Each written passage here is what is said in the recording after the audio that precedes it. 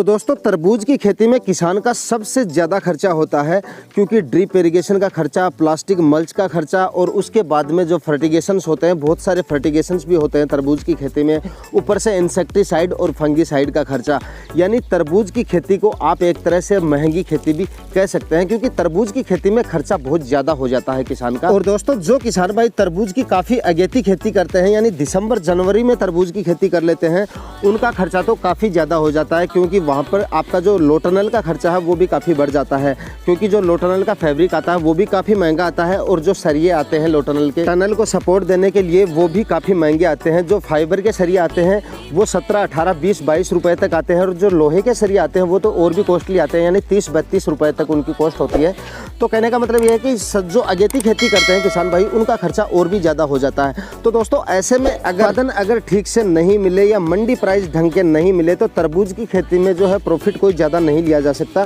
क्योंकि दोस्तों 2022 की अगर बात करें तो इस साल तरबूज की जो प्रोडक्शन है वो काफ़ी डाउन रहा है, क्योंकि फरवरी और मार्च माह में टेम्परेचर इतने ज़्यादा बढ़ गए थे, जिसकी वजह से तरबूज की जो फ्रूटिंग थी वो काफ़ी ख़राब हो गई थी किसानों की। इस वजह से तरबूज का जो प्रोडक्शन है इस साल वो काफ़ी डाउन रहा, और ऊपर से जो मंडी प्राइस है वो और भी डाउन रहे। उस वजह से तरबूज की खेती में किसानों को इस साल जो है वो कोई ज़्यादा फायदा नहीं हुआ, क्योंकि मंडी प्राइस की वजह से भी काफ़ी नुकसान हुआ किसानों का। और ऐसे में अगर जो किसान भाई खेती में होने वाले खर्चे को कम करके उत्पादन लेते हैं तो उसमें मुनाफा थोड़ा एक्स्ट्रा निकल जाता है, क्योंकि दोस्तों खेती में खर्चे को जितना बचा लिया जाता है उतना प्रॉफिट हमें एक्स्ट्रा निकल जाता है। तो यहाँ पर आपको मैं दिखाऊंगा तरबूज की खेती की गई है किसान भाई के द्वारा, और यहाँ पर जो तरबूज की खेती की गई है आपको सुनकर अचंभा होगा कि यहाँ पर बिना ड्रिप इरिगेशन और बिना प्लास्टिक मल्च के तरबूज की खेती की गई है। और दोस्तों ये तरबूज की खेती बिल्कुल पछेती खेती की गई है, जिसको मार्च के फर्स्ट वीक में लगाया गया था, और यहाँ पर किसान को जो है वो काफ़ी अच्छा फ़ायदा होने वाला है।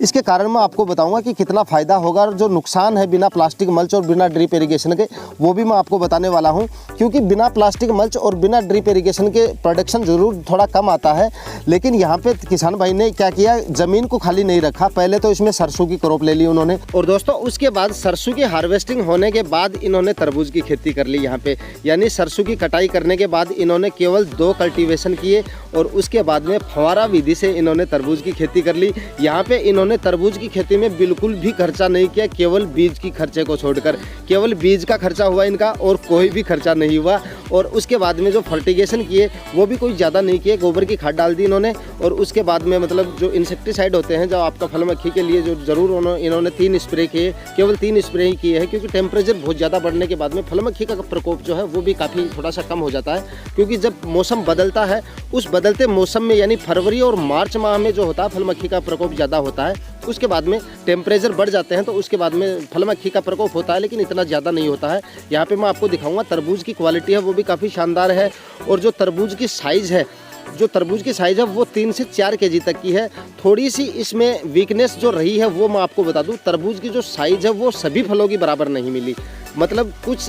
50% जो आपके फल हैं उनकी जो साइज़ है वो केवल 2-3 केजी तक की गई है, बाकी जो तरबूज है उनकी साइज़ जो है वो थोड़ी छोटी रह गई। लेकिन मज़े की बात ये है दोस्तों, यहाँ पे किसान का खर्चा भी तो बिल्कुल कम हुआ है, केवल बीज का ही खर्चा हुआ है और कोई खर्चा भी नहीं हुआ है। और ऐसे में इनका जो प्रोडक्शन है वो भी काफ़ी ठीक ठाक निकलने वाला है। कोई ज़्यादा बढ़िया तो हम नहीं कह सकते, लेकिन प्रोडक्शन भी इनको ठीक ठाक मिल जाएगा। और दोस्तों मज़े की बात यह है कि